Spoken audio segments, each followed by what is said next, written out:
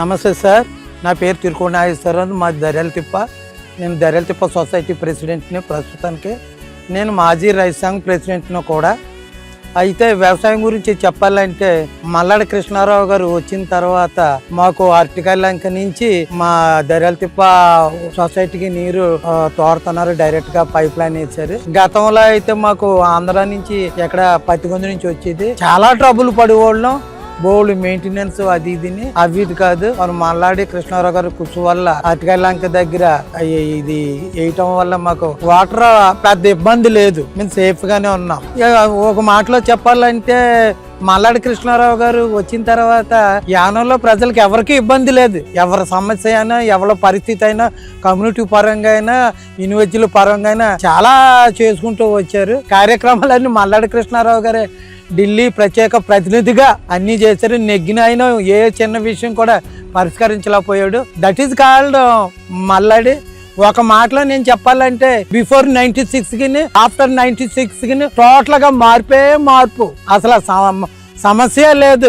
ఎక్కడ ఇంకో మాటలో చెప్పాలంటే ఎక్కడ హైదరాబాద్ లోనో, నెల్లూరులోనో, కడపలోనో ఏదైనా యాక్సిడెంట్ అయిందంటే ఆ యాక్సిడెంట్ అయిన వ్యక్తి డైరెక్ట్ ముందు మల్లాడికి వస్తుంది ఫోన్. మల్లాడికి వచ్చి మల్లాడి కృష్ణారావు గారు ఏం చేస్తారంటే అక్కడ ఎమ్మెల్యే గాని, ఎంపీ గాని, మినిస్టర్ గాని, లేకపోతే తనకు తెలుసున్న స్నేహితుల ద్వారా గాని పలానా ఏరియాలో పలానా ఈ విధంగా యాక్సిడెంట్ అయ్యింది, నేను ఉన్నాను వెనకాల, ఎంత డబ్బు అయినా పర్వాలేదు, ముందు దగ్గర ఉన్న హాస్పిటల్ తీసుకెళ్ళండి. హాస్పిటల్కి వెళ్ళిన తర్వాత వెంటనే ఎవడ ఉంటారు కదా హాస్పిటల్ మేనేజ్మెంట్ వాళ్ళతో, డాక్టర్ తోటి, అయ్యా నేను నా పేరు మల్లాడి కృష్ణారావు, నేను ఆయన ఎమ్మెల్యేని, డబ్బు ఎంత ఖర్చు అయినా పర్లేదు, నేను ఉన్నాను, ఫుల్ ట్రీట్మెంట్ చేయండి అని అక్కడ భరోసా ఇచ్చి అప్పుడు ఇంటికి ఫోన్ చేస్తాడు. టోటల్ యానంలోని కమ్యూనిటీ క్యాస్ట్ కాదు, ఎవరైనా సరే చేస్తాడు. అమ్మ మీ అబ్బాయికి యాక్సిడెంట్ జరిగిందంట, మీరేమో కంగారు పడకండి, మీరు వెళ్ళండి, నేను అన్ని మాట్లాడాను, నేను వీలైతే నేను పాండిచేరిలో ఉన్నాను, హైదరాబాద్ లో, నేను అలా అది మల్లాడి. కానీ రాబోయే ఎలక్షన్ లో కూడా మల్లాడి వస్తేనే అన్ని సమస్యలు పరిష్కారం అవుతుంది. ఏంటి సెంట్రల్ నుంచి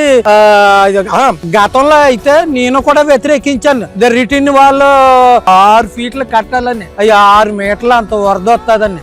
తర్వాత 2022లోని 6 మీటర్లే కరెక్ట్ గా వచ్చింది. అప్పుడు మేము కంప్లైంట్లు ఇచ్చిన దాంట్లో నేను వన్ ఆఫ్ ది పర్సన్. నేను ప్రతి దాంట్లో కీలక వ్యక్తిగా ఉంటున్నాను. అప్పుడు 2022లో ఎప్పుడైతే ఫ్లడ్ వచ్చిందో గవర్నమెంట్ సర్వేకి వచ్చింది. ఎవరో పిల్లలేదు గవర్నమెంట్ ని, సెంట్రల్ గవర్నమెంట్ ని, టీం వచ్చింది.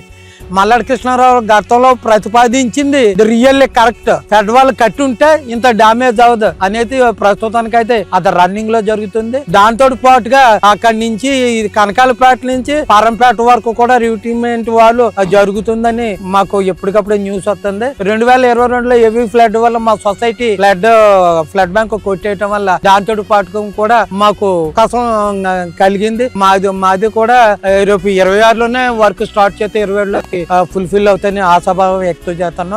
అది మల్లాడి కృష్ణారావు అయితేనే. మీకు ఇంకో విషయం చెప్పాలి, గతంలో 2-3 సార్లు మా సొసైటీ ఫ్లడ్ బ్యాంక్ ఇదైపోతే 400 లక్షలు ఎట్టి ఒకసారి, 4 లక్షలు ఎట్టి ఒకసారి ఆ ఫ్లడ్ బ్యాంక్ ని దాన్ని ఏమంటారు అప్పటికప్పుడు మరమ్మతులు చేయించగలిగారు. మరి అప్పుడు మల్లాడి కృష్ణ ఇది గొల్పల్లి అశోక్ గారు వచ్చారు, కానీ 1 రూపాయి కూడా సొసైటీకి ఇంతవరకు కూడా సింగిల్ పైసా. మల్లాడి కృష్ణారావు అంటే మరి అతను జాతకం ఏంటో మాటలు చెప్పం. మరి అతను మీకు ఇంకా చెప్పాలంటే మనిషి 8 గంటలు వర్క్ చేస్తాడు, ఉన్న 16 గంటలు రెస్ట్ తీసుకోవటం, లేకపోతే 8 గంటలు ఇదండి. ఆయన పనిచేసేది 12 గంటలు 16 గంటలు ఉంటది.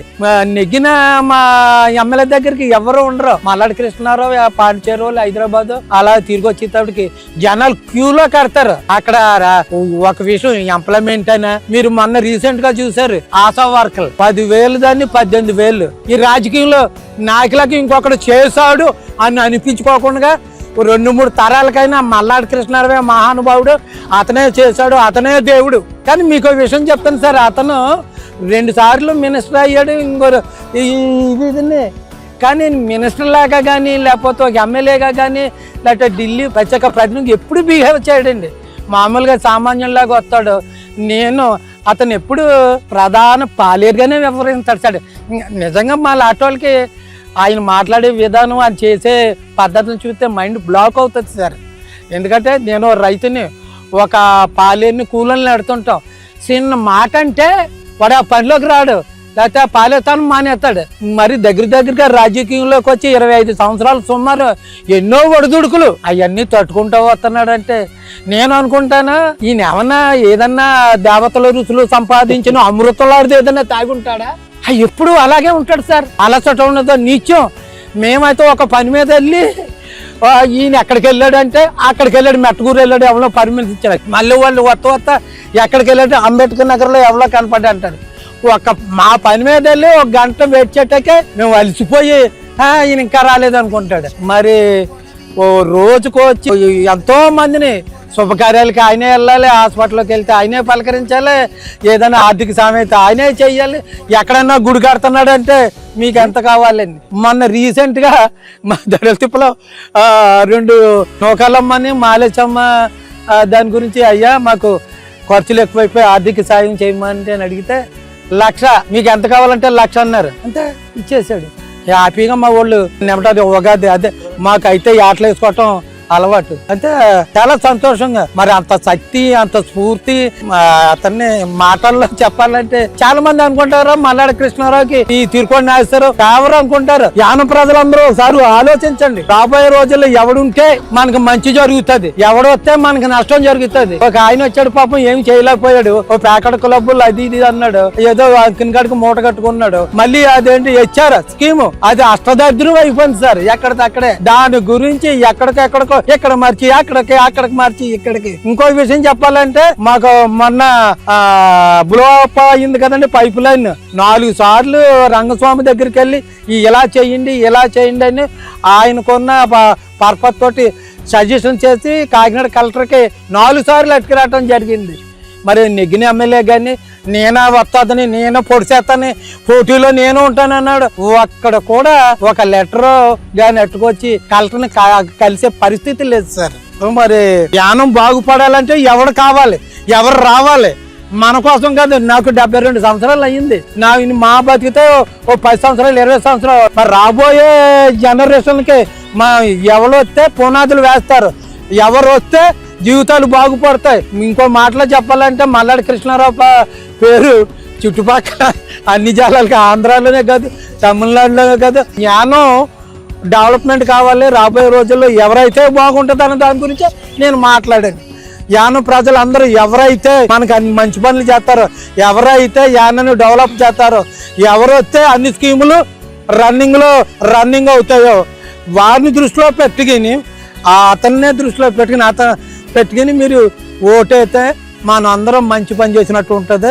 లేకపోతే కృతజ్ఞత లేని వ్యక్తులుగా మనకి ముద్ర పడిపోతుంది. ఒకసారి పడిపోయింది రంగస్వామి విషయంలో. రంగస్వామి సీఎం అయినప్పుడు యానము కానీ నెగ్గుంటే మన పరిస్థితి ఇంకా చాలా బాగుండేది.